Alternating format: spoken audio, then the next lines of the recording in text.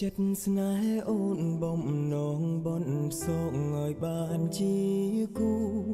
លួចមើលអូនជាយូឃើញអូនញញឹមបងរីករាយវាសនាពួកយើង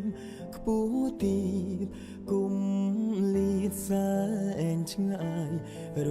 យលៀនចំងាយធ្វើមិនដេចទៅដល់